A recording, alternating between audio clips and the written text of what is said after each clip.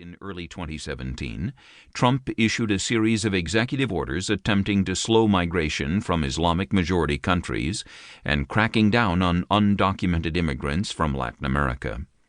In a March 2017 television interview, Trump supporter Steve King, a member of Congress from Iowa, argued that Western civilization itself was defined as every place where the footprint of Christianity settled the world. King went on to defend the Trump administration's restrictive immigration policies, later writing that, "We can't restore our civilization with somebody else's babies." For King and other Christians who sympathized with him, Northern Europe and North America, what they called Western civilization, had been uniquely blessed with Protestant Christianity and hence with free democratic government. To these Christians, Trump's personal behavior paled next to his willingness to defend Christian civilization, which they understood to be closely identified with the West. Latin America, which to King was neither white nor Protestant, and the Muslim world neither white nor Christian, stood outside those categories. In the 1980s and 1990s, conservative Christians who identified with these values had formed lobbying groups like the Christian Coalition and the Moral Majority, and had achieved a series of triumphs, gaining the ear of presidents and fueling Ronald Reagan's 2 elections as president and the Republican Party's takeover of Congress in the 1994 elections.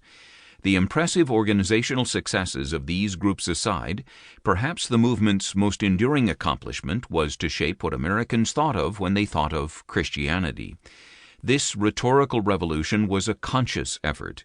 Leaders of the religious right worked hard and ceaselessly to define Christianity in their own image.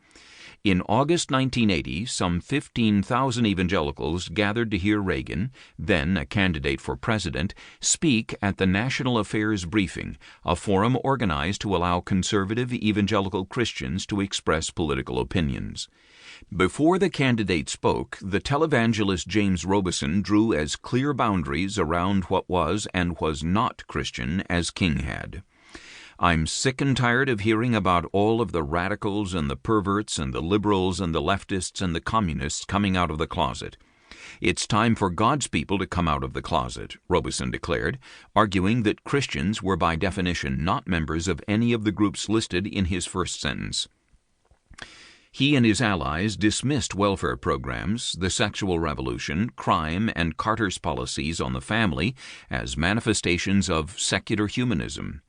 Defining such things as secular and therefore not Christian allowed Robison to assert that they had no place in the United States, just as King invoked Christianity as a reason to restrict immigration.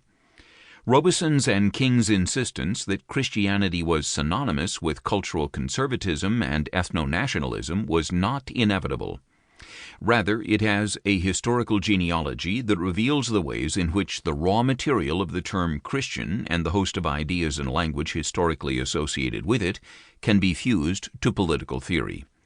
Because of that malleability, the term always resists collapse into a single definition. Though American Christians ceaselessly invoke the word, it has no essential normative meaning. Rather, Christianity is an example of what philosopher W.B. Galli calls essentially contested concepts. Such ideas are simultaneously central to human functioning and frustratingly hard to pin down. Like other essentially contested concepts, such as justice or art, the notion of Christianity lies near the primal level of the American imagination, and yet different people emphasize various elements, interpret it differently based upon particular social or political circumstances, or offer definitions that seek to establish the supremacy of their own uses.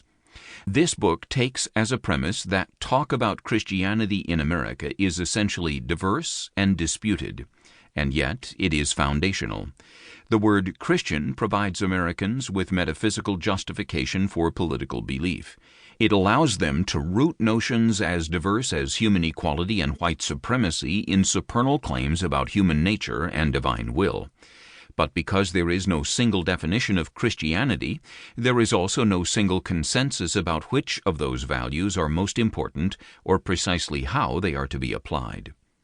The form of Christianity which Donald Trump pledged allegiance to has its roots in something historians have called Christian Republic.